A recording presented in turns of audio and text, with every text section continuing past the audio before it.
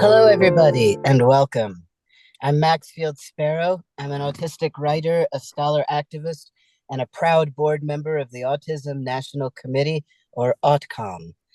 I'm honored to be your host and moderator for today's powerful and important presentation, Understanding the Sensory and Movement Dilemma, the Autism Paradox. Thank you for joining us. Let me tell you a little bit about AutCom to get started. AutCom is the first autism advocacy organization dedicated to social justice for all autistics. Our work is rooted in a shared vision of equity, inclusion, and positive approaches to support and advocacy. Our board includes autistic people, family members, and professionals working together to advance human rights, neurodiversity, and the lived expertise of autistic people.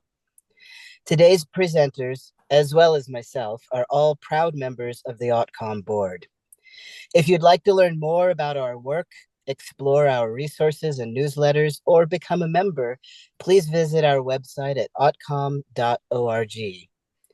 Annual membership is just $10 for autistics and $30 for non-autistics.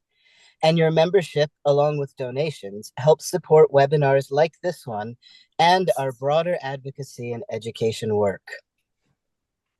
Today, we are fortunate to present this hybrid live and recorded session featuring two magnificent autistic advocates, Sujit Kurup and Jamie Burke. This is a presentation they have given before, and we are deeply grateful to them for allowing AutCom to host and preserve it on our YouTube channel for others to benefit from in the future. Each speaker will share their perspective on sensory and movement differences and how those experiences intersect with communication, expression, and perception. After both presentations, they will respond to questions. If you'd like to submit a question at any time during the webinar, please use the Q&A tab, not the comment section, so that we can see the question. Our first presenter is Sujit Kurup, a warm and social person who communicates by typing. Sujit loves the outdoors, writes poetry, creates abstract paintings, and plays the piano. He holds a degree in business administration from SUNY College in New York and is currently serving as AutCom's treasurer. Sujit says, "I talk using my iPad, and I love to have long conversations. Books are my best friends. I always want to advocate for others who do not have a voice." Sujit's presentation includes a video segment followed by a PowerPoint, and we're delighted to share his voice and insight with you. So take it away, Sujit.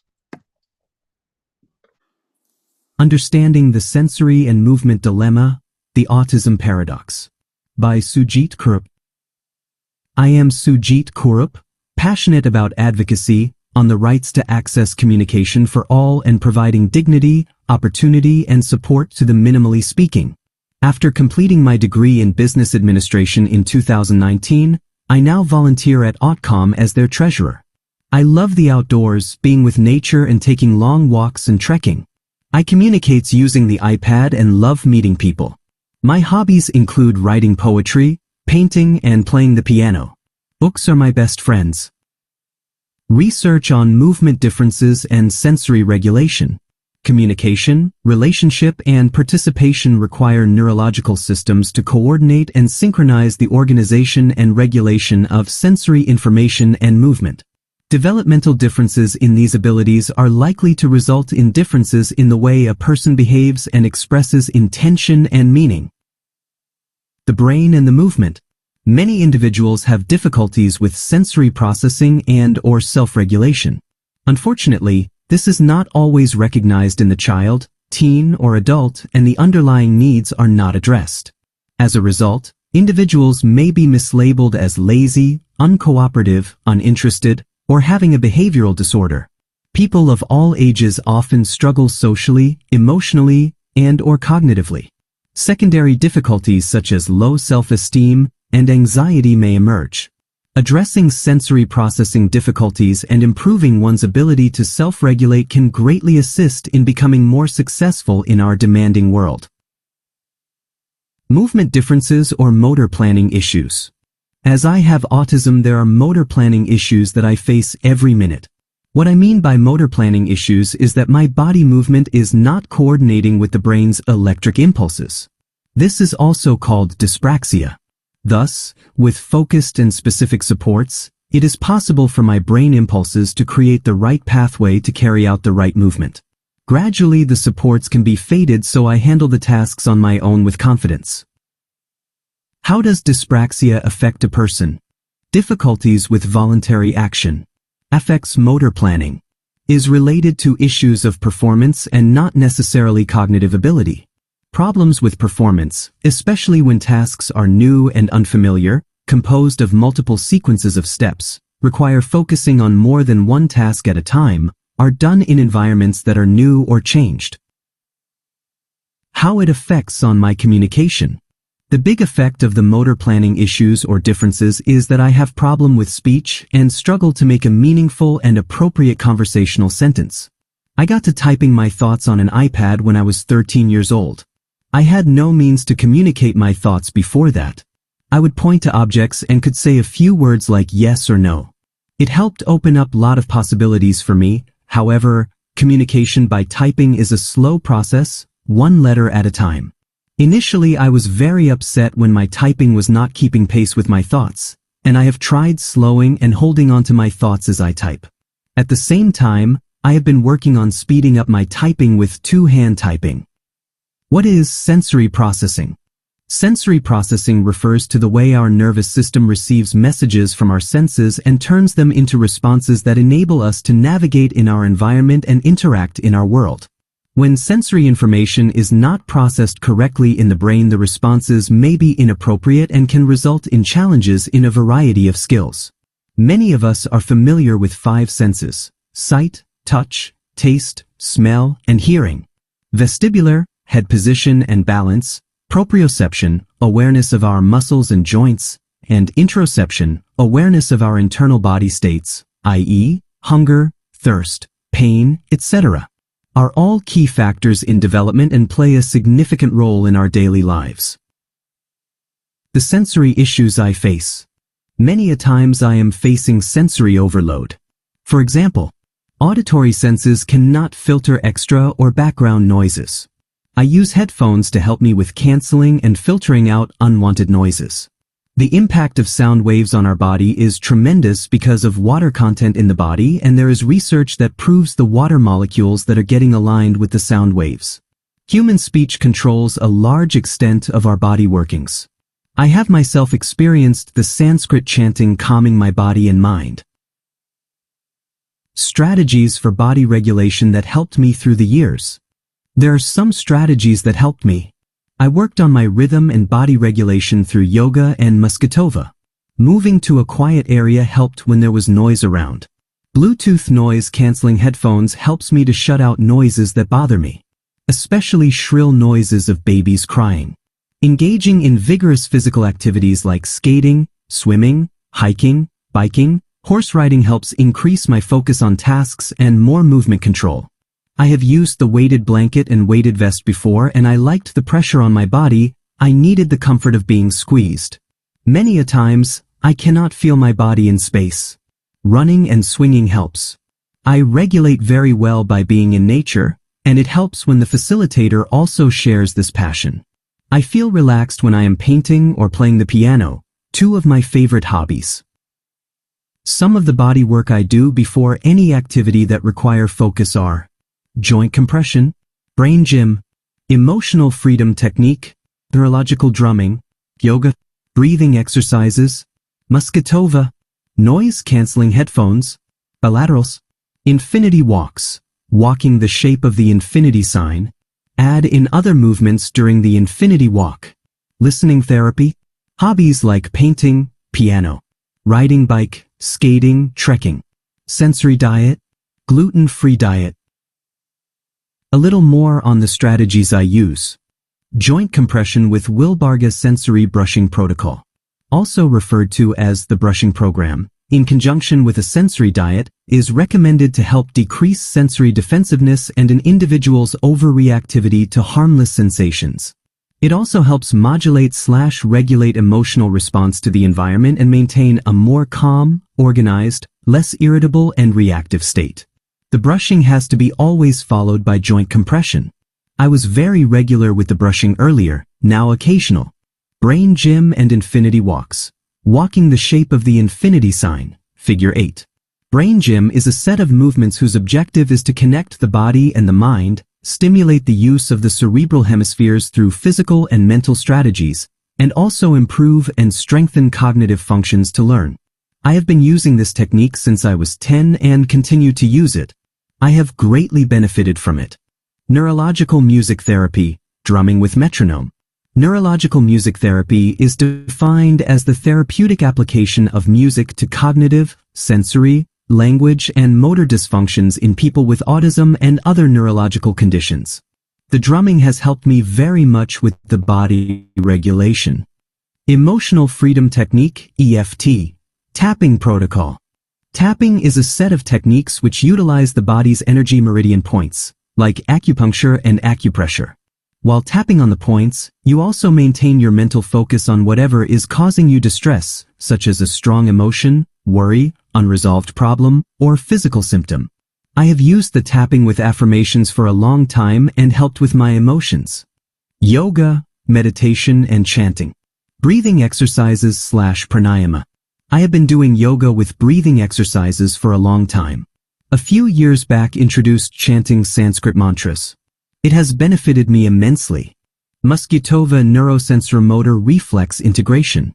The MNRI/Muscutova method utilizes non-invasive techniques and exercises to support reflex integration, nervous system regulation, and whole person health. The programs focus on the maturation of primary sensory motor patterns to optimize brain-body function. For long I used the technique to help with the reflex integration and it helped me work on complex movements like playing the piano. Sensory diet. A sensory diet is a personalized plan of activities that provides sensory input to individuals with sensory processing disorder, SPD, or other sensory sensitivities. It aims to regulate the nervous system and improve the individual's ability to cope with sensory stimuli. In school, the sensory diet helped with breaks to meet the fast-paced work schedule. It is still an essential part of my life. Gluten-free diet. A gluten-free diet eliminates foods containing gluten, a protein found in wheat, rye, and barley. Have been using it for many years and still continue with it. Listening therapy. Example, rhythmic entrainment intervention, REI. Rhythmic entrainment intervention, REI, is an auditory brain stimulation program that uses musical rhythm to stimulate and repattern neurological function.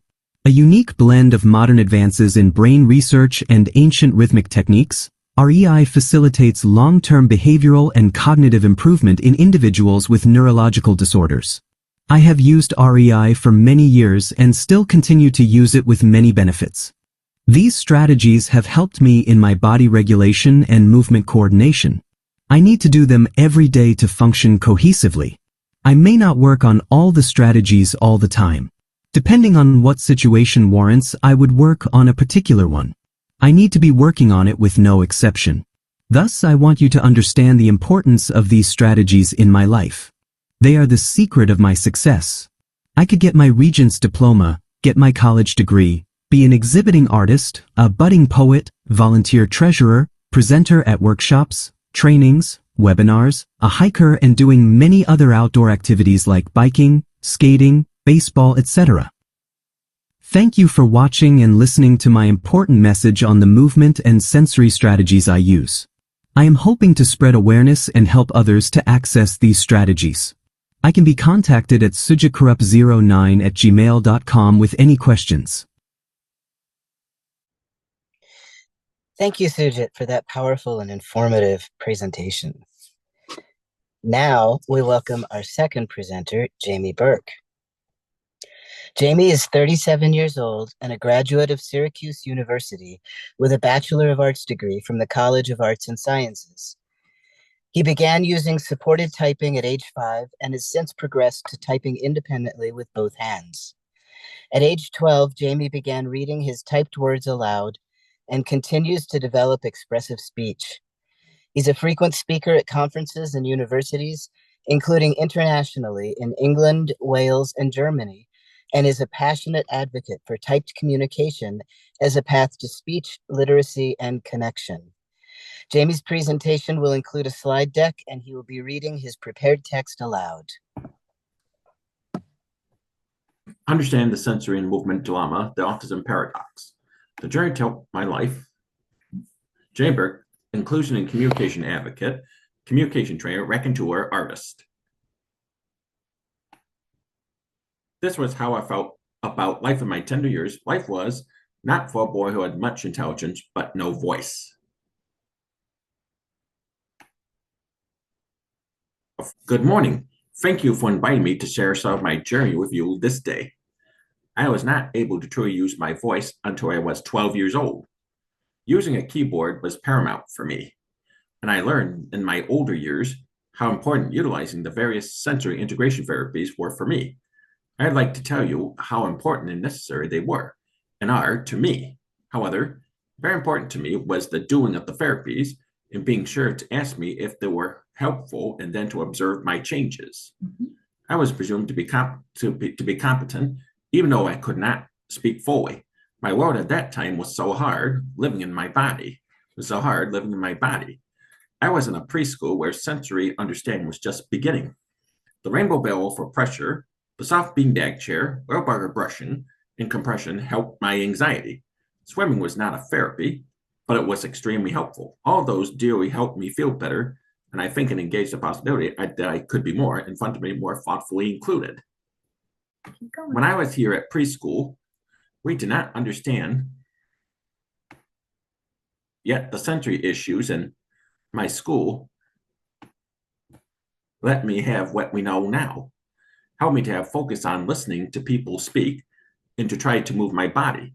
You can notice I have to have my rubber toy dinosaur in my mouth as much as I could, and I always traveled with my soft, fuzzy alligator. It felt comforting to hold it. It helped my anxiety and helped me to feel my arm as I carried it. The touch of the soft material also helped to feel calm. I believe in the days of now, we call them physics or sensory supports. Also in the video clip, you will see the issue of motor planning and ability. When David asked me to knock down the block, he had to lift my leg and help me move through the movement pattern, for the movement motion. I could hear the request, but not initiate the movement. I would say, even though I could not speak sentences, and I was very anxious, and my body lived in high resonance, my teachers and my support person somehow knew I was an intelligent boy in those tender years. I do believe they helped me to start on an excellent journey.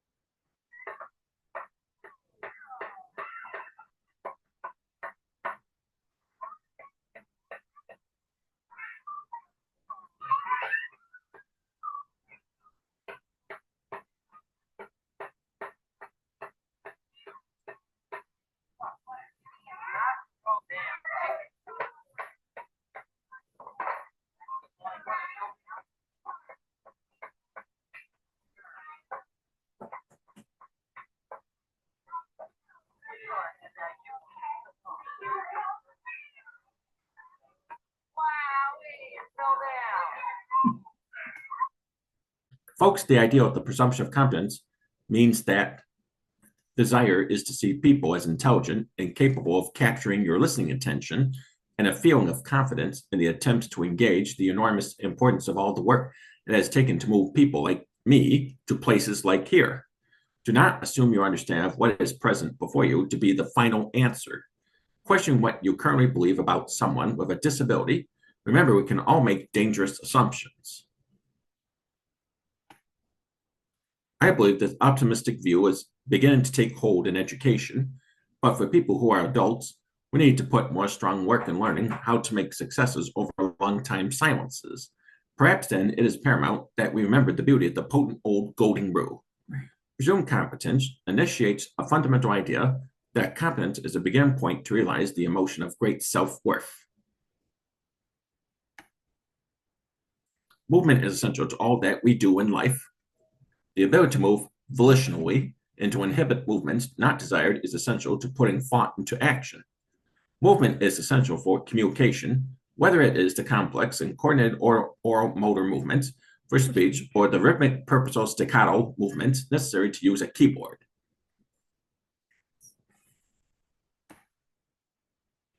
I say for me, yes, it is that, but more important is the piece that motor planning ability does not exist and that I cannot plan movement. It does not mean that I do not want to initiate that movement. This, of course, affects being able to speak, even though I can see all the language in my brain. As teachers, administrators, supervisors, and the very important and necessary support persons, your view of autism may be more as the written recorded description. They say autism is a complex developmental disability that affects neurological functioning of the brain. It does not tell you to hope, but to fear. It does not convey to you that there are many ways to change that. I ask you today to please never assume a person is unable to comprehend, even if there is no speech, for that is the most challenging for me. To eliminate that mindset, I think so many times that bad behavior is just violent speech. The issue of sensory integration is a vast system of deregulation where many of my difficulties reside. It is the way I recognize, interpret, and respond to sensory information for the 7 channels of taste, smell, sound, auditory, sight, visual, touch, tactile, proprioceptive, input to the muscles and joints, in vestibular movement, especially the head. I cannot be too strong in telling you that this supplies the information about our bodies and our world around us. And when it is normal, we respond with successful purpose to the demands of our environment. This regulation works well, I would believe, for most of you in the constant self-regulation of emotion and alertness.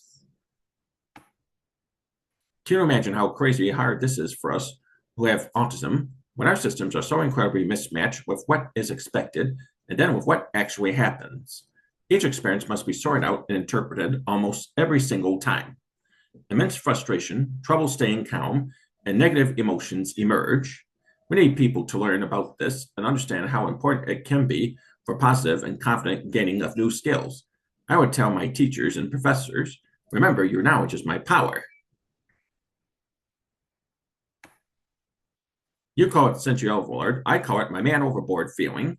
Some of the therapies I do have helped me to speak, to be able to sit in class, to absorb information, to hear and comprehend more clearly, to gain internal rhythm that helps in crossing midline, and to lose some of the enormous anxiety that my neurological system holds in place.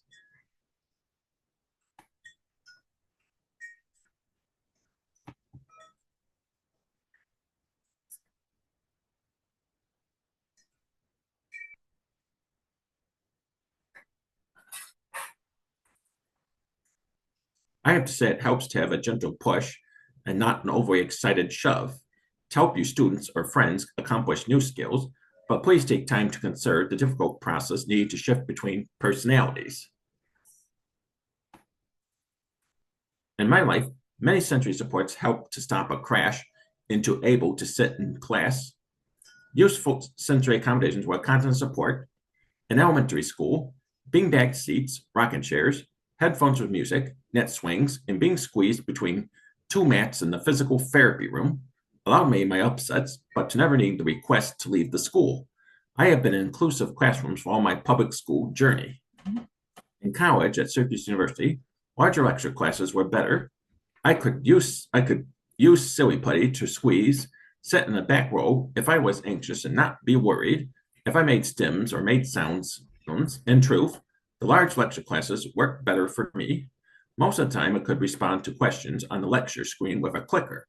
I enjoyed the sensory click noise and having something in my hand. Visually, a colorful large screen to look at was better for me to absorb the information as well.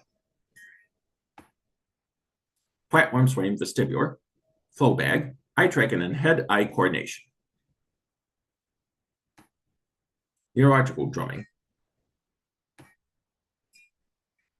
The excellent occupational therapist, OT, I connected with in my tender years, Maureen Brady, did so many sensory therapies that moved my eye and hand coordination forward. the flow bag that supported me to be able to fill in the very small answer bubbles on the Scantron exams independently.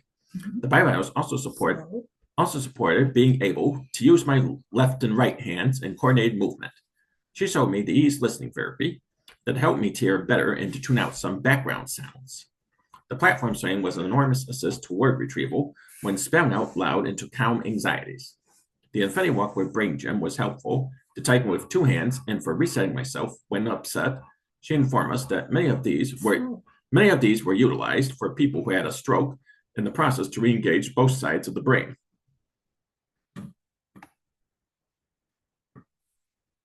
Sculpting at brains at art there, and the storytelling there at the Advocates Talent Show at Colorado, Denver, and the Montgomery Proctor's Museum,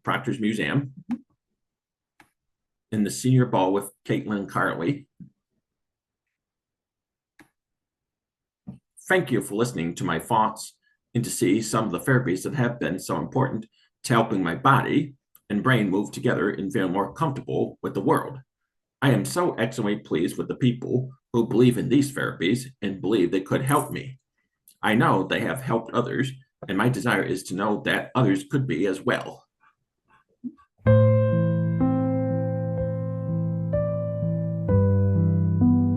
Max, you can ask some, if there are any questions, Sujit can answer. There is one question so far that has come in through the Q&A, and it does appear to be for Sujit. Julian Alderman Marks asks, how does a person with no speech at all do chanting? And I think it's an excellent question. I share that question. So I look forward to what Sujit tells us. Sujit says, I do have some speech and chant Om, Om Shanti, and Om Namah Shivaya. For more complex chantings, I listen to the audio and listen with my eyes closed. Those are beautiful chants too. I go to kirtans, so I love that those are ones that you chant. Okay, I think it is back to you, James. This is another very helpful and short bilateral sensory exercise we do. And if you recall, we had the exercise where we were out in the backyard doing the infinity walk around the cones. And this is a sort of very abbreviated version, but Jamie, you can see what it is. It's an infinity design just on a piece of poster paper on the back of your bedroom door. So very often when you're putting together the sensory things you need to do for yourself that day, you will often choose to come in and do this. And so what Jamie's just doing is tracing with both hands again around that figure 8, doing that midline. And again, simple piece of paper. If it's a student in a classroom, you can put it on a student's desk.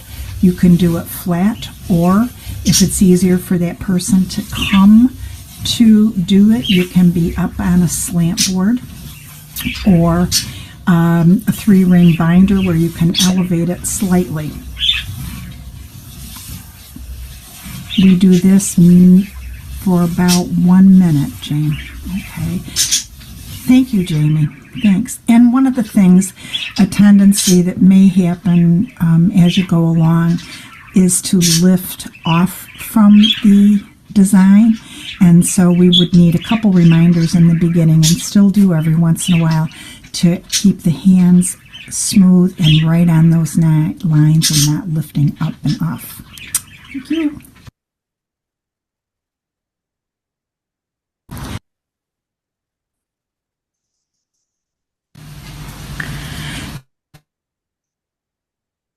This is something that we use, and it's had a lot of good use. We've had this in our garage hanging,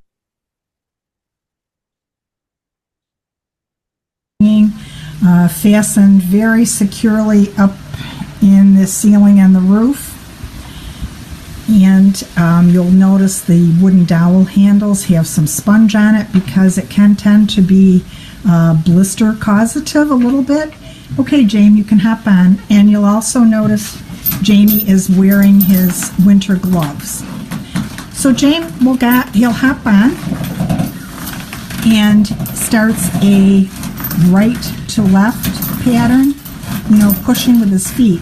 This provides some really nice vestibular input and proprioceptive input from his feet up through the knees, up through the hips, which can help when walking, a little bit of gait control, and being seated in a chair with better posture alignment. We also discovered if you are working with someone who has some ability to speak, that this will help with word retrieval. And over the years, we use it a lot for his speech development and being able to speak and spell on demand. James, are you ready? Let's try a few spelling words. W-A-T-E-R. Water. O-C-E-A-N. Ocean. R-I-V-E-R. River. F-I-S-H. F-I-S-H. Fish. Now you spell clam. C-L-A-M. Trout. T-R-O-U-T. Dolphin. D-O-L-P-H-I-N. Yeah, good job. So this is what he works on. It's not an elaborate piece of equipment, but you've got to have it secured pretty well if you're using it for an adult. I often know that the schools have a sit platform, and our occupational therapist that we initially worked with starting out many years ago said the input is different to the body when standing as opposed to sitting. So apparently, whatever specific goal you're trying to work on, you would kind of look into which position would support that. And Jamie will do this for around 11 minutes, and often you will do more than once a day if you feel it necessary, but a really helpful therapy. Okay, helpful. H-E-L-P-F-U-L. And therapy. T-H-E-A-R-P-Y. Right. Thanks, Jamie.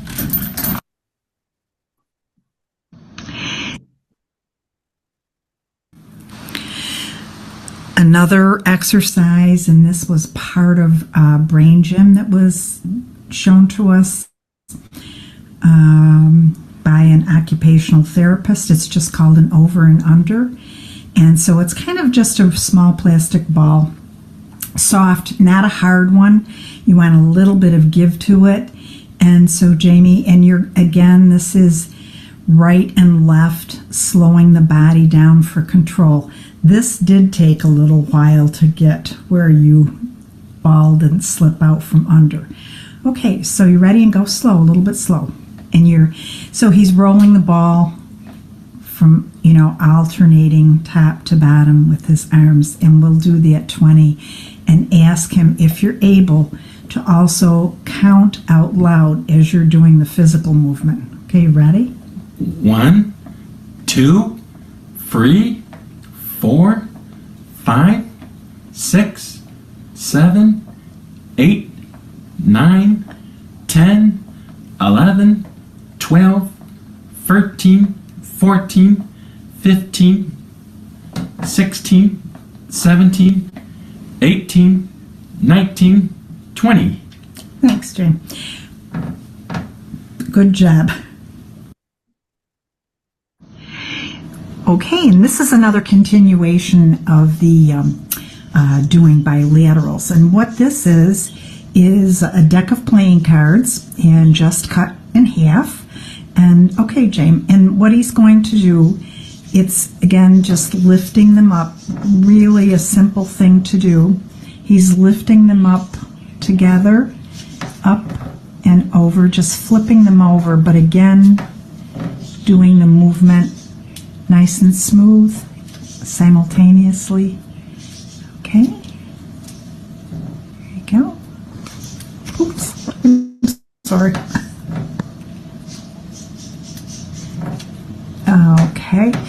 And very simple. And we just, we were handed a deck of cards. I think some kids like, or adults, something design they visually find enjoyable to work with. But again, this took time. It looks deceptively simple because pretty typically one hand will start before the other. And Jamie, you're very particular about stacking them very neatly in their designated piles. But pretty simple, not expensive equipment, can be done anywhere. A deck of playing cards, and you can do it anywhere. And sometimes we will do this before typing, something where the typing is going to be done under any type of a stressful environment. It seems to help it, along with doing the bilaterals we did previously with the markers. Okay, and up and over, and occasionally we would have to do the verbal prompt. Again, probably maybe the first, this one wasn't quite a year, but it was a number of months. There you go. And so there you are. And if you want to do this more than once, it's absolutely fine. In the beginning, Jamie, you would always choose to do it twice, but now we kind of zip through. But again, something that's pretty simple will facilitate movement and initiation a little bit as you get going, and pretty much everyone can find a deck of cards to use in about 5 minutes of time. Okay, Jane, you all set? Thank you. This next exercise is what we call the infinity walk, and you can use, we use 2 plastic cones, but you could use a soup can or a bottle of dishwasher detergent, something that just gives a focal anchor point. Okay, Jane, you can start. And the person is just going to walk a figure 8 around the 2 objects.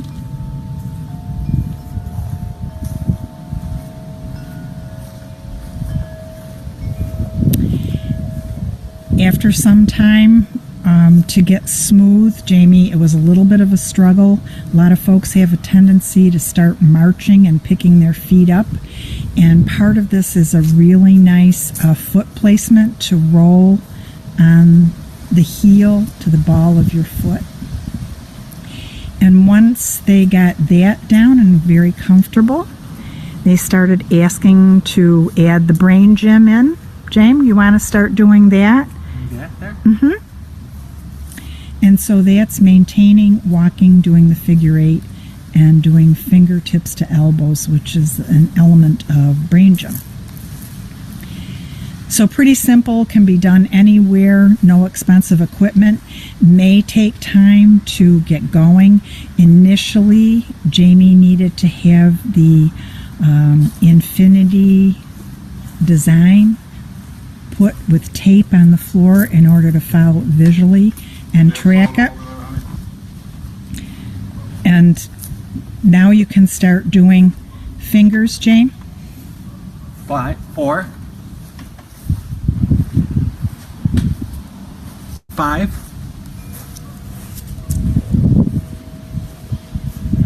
2, and the last one we'll do 1. Right. So I'm standing off to the side, just holding up fingers, and it's incorporating turning the head at that 90 degree where he crosses through there, and being able to identify whatever number. When we started out with the occupational therapist, she actually had an eye chart that she would hold, and we would go through the eye chart. So what it is, 2 figures 10 feet apart, doing a figure 8 around each, and adding another element of brain gym, and or if they're able to verbalize, either identifying a shape or a number. And it's putting all those pieces together in one smooth movement. Thanks, James. Excellent. Thank you, Jamie and Sherry, for that insightful and deeply moving presentation that was a frustrating puzzle, but y'all made it through. I appreciate that. We're now going to move into the Q&A segment where both Sujit and Jamie will be answering questions from the audience. Jamie and Sujit, I want to remind you to type your answers directly into the Q&A section, not into the chat. So I'll give a moment for y'all to figure out where that is, because I don't know where it is on mine. So, oh, I see it now. It's at the bottom. Yeah. And we've gotten 3 more questions in the Q&A. Sandra Barrett asks, James or Sujit, have you any ideas on how to get your hands ready for typing? Presently, we use hand massages and a little bit of hand exercises. Does hand over hand writing help at all? And I see that Sujit is already typing an answer to that one. And Jamie is also typing. So I'm just going to give some space for them to type. Okay. Jamie, do you want to read yours out loud? Well, I love the bilaterals and also the neurological drumming. And Sujit wrote, the brushing program would be a good choice. You can try that just before trying. So the next question in the is, can you do any of these sensory integration therapies at any time in your life? And it looks like Judy has something to say about it, and Jamie is typing an answer. Absolutely. I do the therapies every day. I am now 38, but I started when I was just 4. Excellent. Alan Kurtz asked, I am interested in hearing more about what Jamie mentioned regarding internal rhythms and crossing midline. I'm interested in hearing more about what Jamie mentioned regarding internal rhythms and crossing midline. And I want to read what Sujit wrote in answer to, can you do any of these sensory integration therapies at any time in your life? Sujit said, yes, you can do it at any point in your life. Now, when I was struggling in my tender years to brush my teeth or my hair, I could not initiate the movement pattern. Excellent. We have another question from Sandra Barrett. Does gentle coaching help get the body ready, like auditory description of where your body is? And if you make an error, saying things like over to the left or to the right? Okay, there you go. Sandra, I am not a fan of verbal cueing. To me, I do better with a written suggestion. And Sujit is typing an answer to the same question. So I'll give some time for Sujit to finish. Hey, well, good friend. I love the platform swing and I love my rebounder trampoline. Thank you. That was in response to Kayla's question. Sujit and Jamie, which therapies benefit you the most? I really enjoyed the videos. And Sujit responded to that question. I try all the therapies I listed. I try some of them every day. Sujit also responded to Sandra's question about auditory gentle coaching. And Sujit said, I have not tried auditory cueing, so I'm not sure of it. And Nikia Borowski asked, what advice would you give a youngster who is just starting out typing and understanding their body? And Sujit said, yes, the student may need some heavy-duty strategies like the trampoline and brushing. I did skating, hiking, and swimming that greatly helped me. What strategies do you or would you suggest for a young child typing? Was that it? Yeah, Nikia Borowski asked, what advice would you give a youngster who is just starting out typing and understanding their body? Well, I think you need to ascertain if you can see text. I was struggling with black and white on the papers. Green is my best visual observation. Excellent.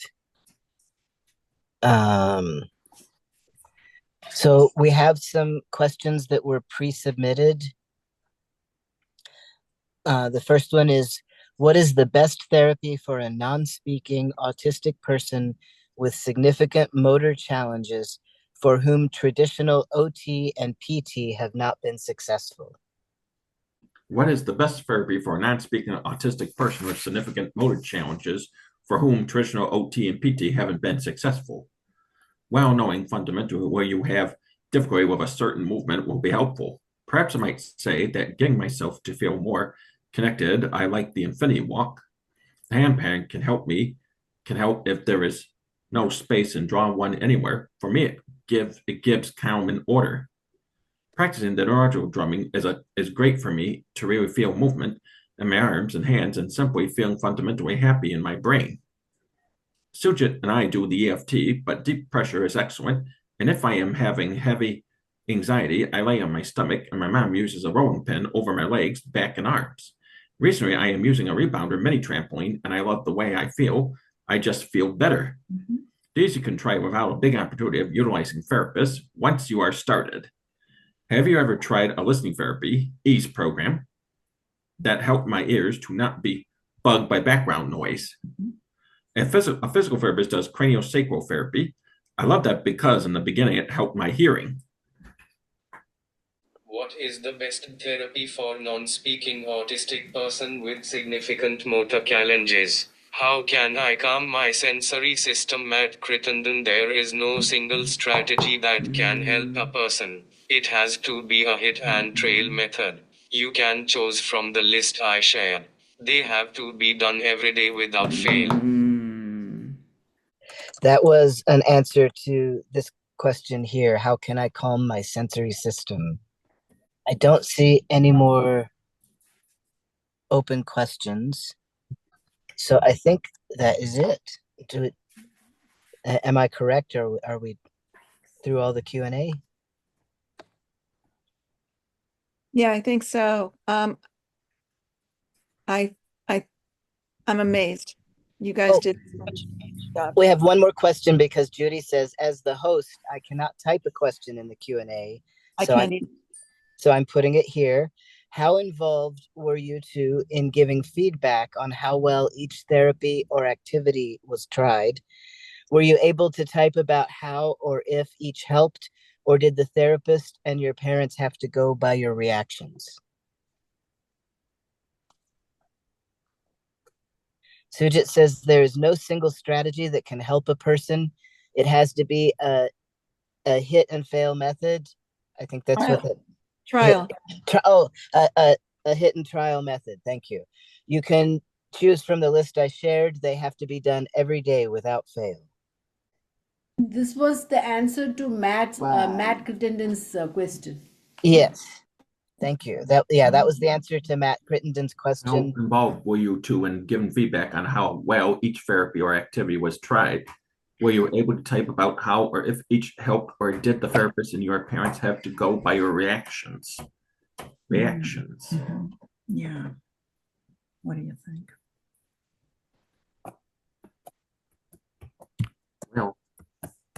Well, I was so loving the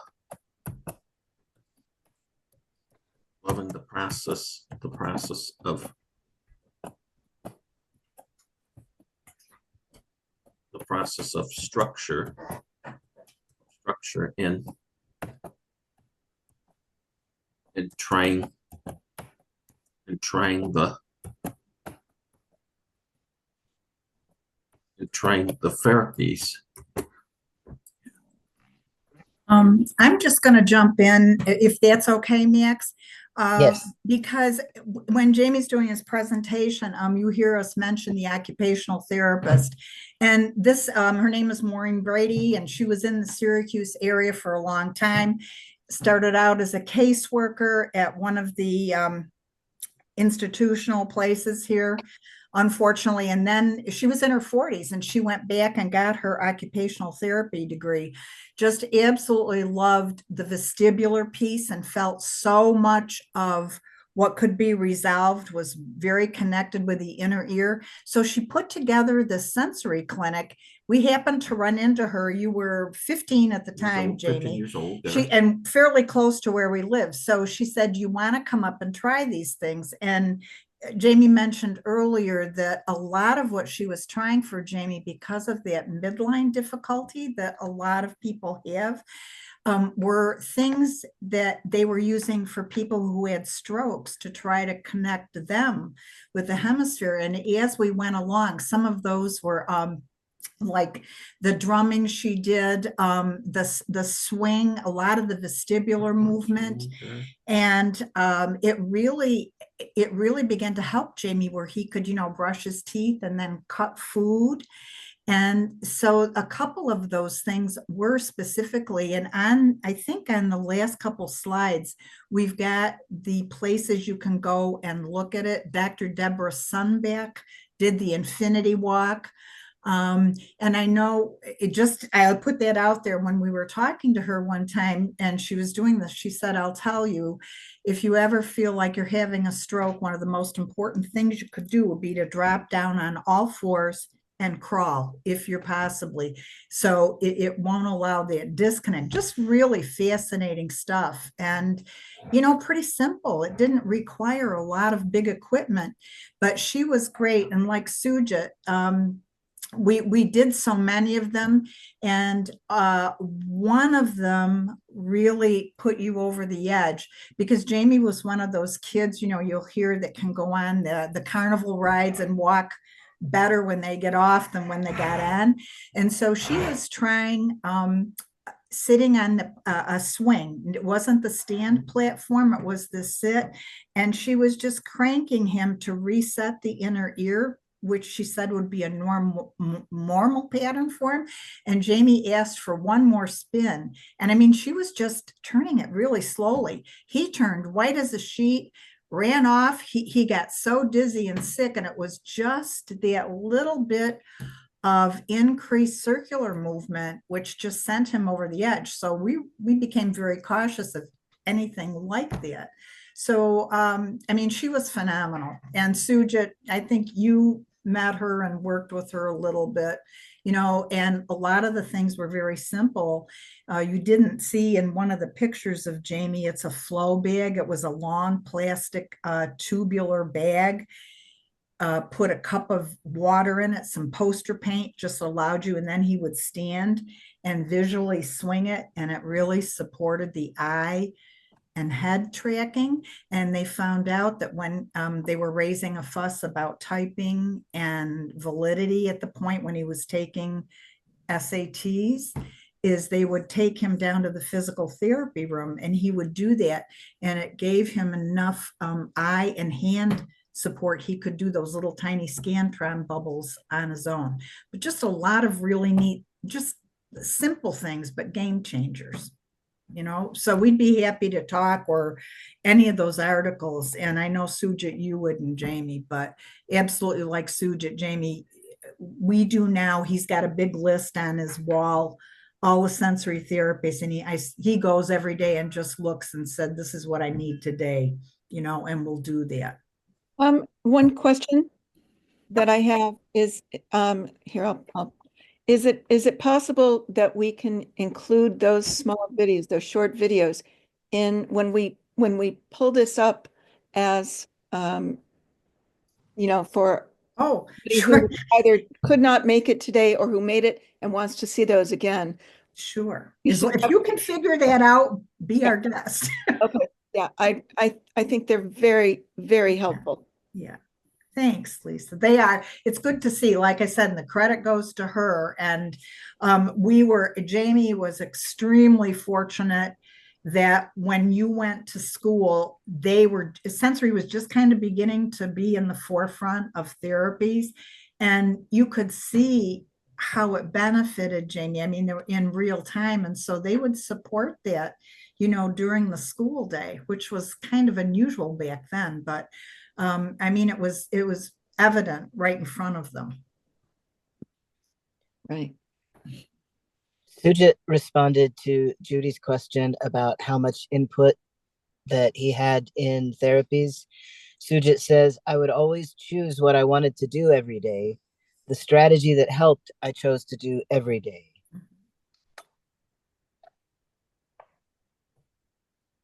Which is a great answer.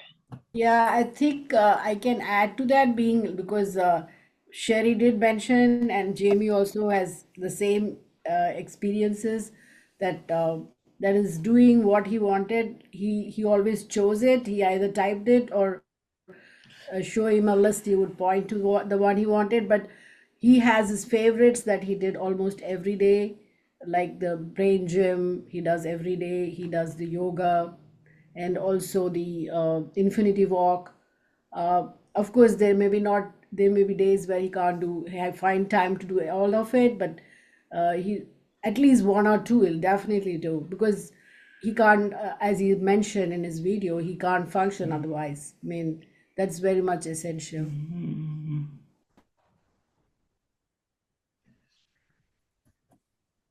Excellent.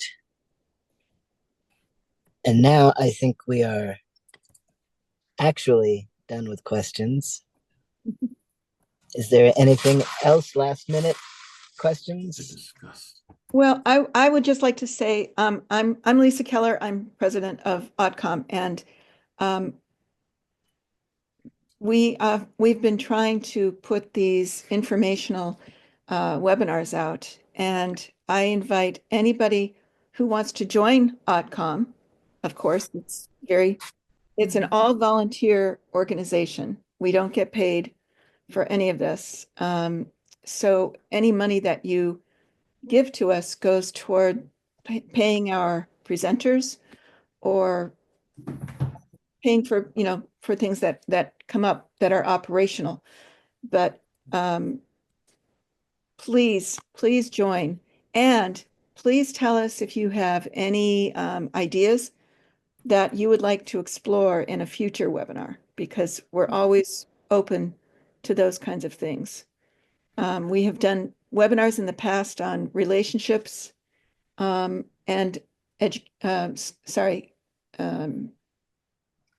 vocational job training and things like that. So anything you want to explore, please let us know. You can go to autcom.org, O-R-G. And I personally would love to thank Sujit and Jamie and their wonderful mothers, Cherie and Srilata. And they put in so much work for this, and they did such a great job. It's just amazing. And then Max is Max. Max does an awesome job too. Lisa, I want, before folks are done, just in connection with what we were talking about with Jamie sitting and she's doing that extra spin for him and he got so ill, there's one thing that after that happened, that people I don't think are aware of, I didn't know, is that she was saying very often people with autism have a convergence issue in the way they see. Because when Srilata and I were working with people with typing, you know how some folks would tend to be just off a little bit on the letter, in between. Hitting the target always seemed to be a little bit off. And so she had this it was just a picture thing that you could take it to your doctor. And I asked Jamie, and essentially what the people are doing, they see double. And it's very common with people with autism. I had no idea.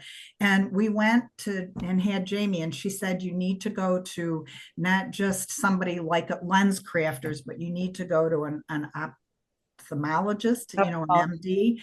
And he didn't. Jamie indeed had very strong astigmatism, and they put a prism in his eyeglasses, and it was huge as far as his typing speed and accuracy. So just another thing, when Srilata and I work with folks, I say, if you're seeing that come up, have you had an eye exam?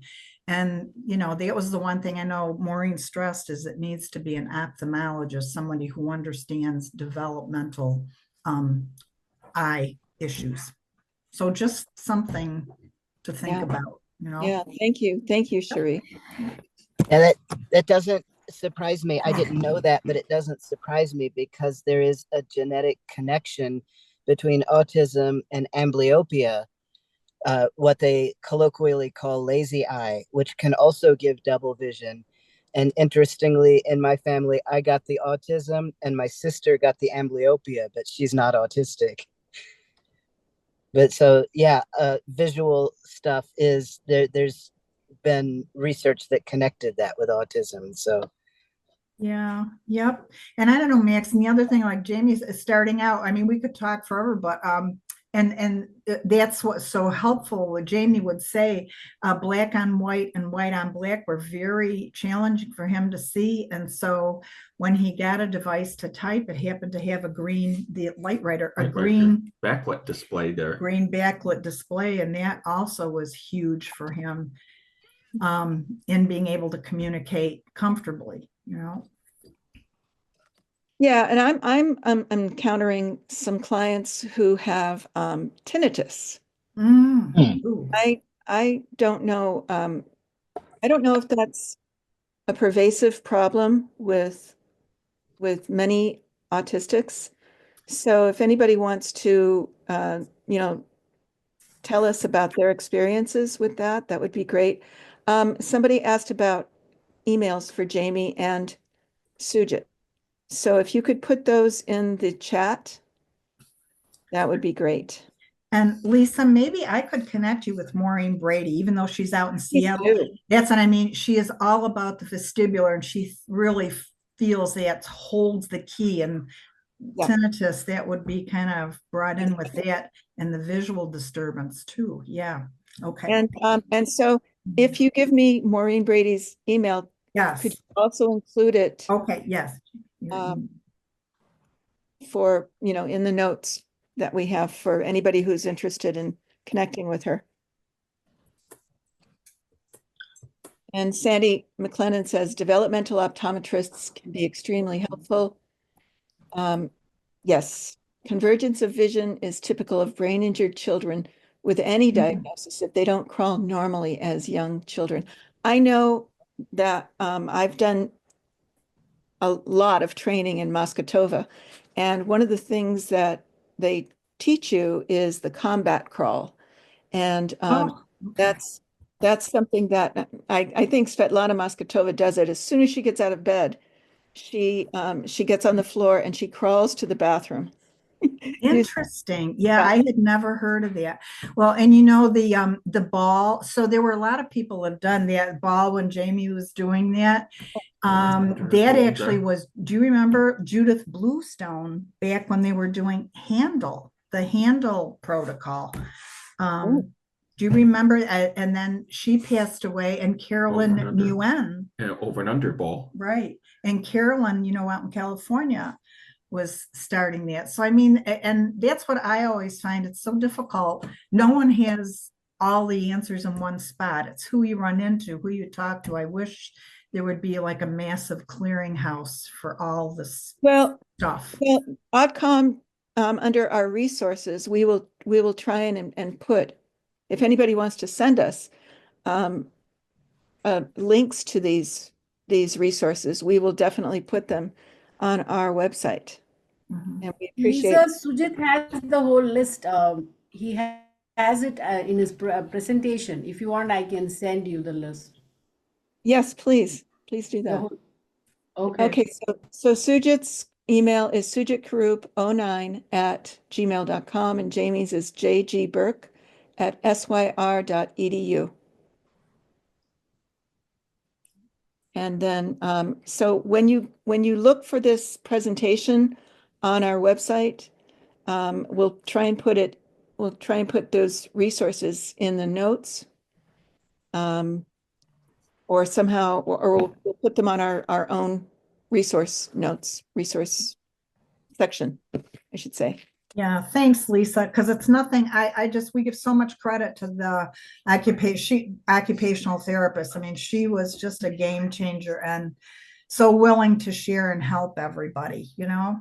I work in a pediatric clinic and with OTs, and I have found them invaluable. Yes. I do co-treats quite a bit. Yep. Yep. Yeah, the And occupational therapists are very important for, Yeah. I think, our kids. Yeah. yeah. Okay. Well, thank you very much, everybody, for joining us, and we wish you a happy 2025. Get out there today and join the crowds. That's what I'm going to do right now.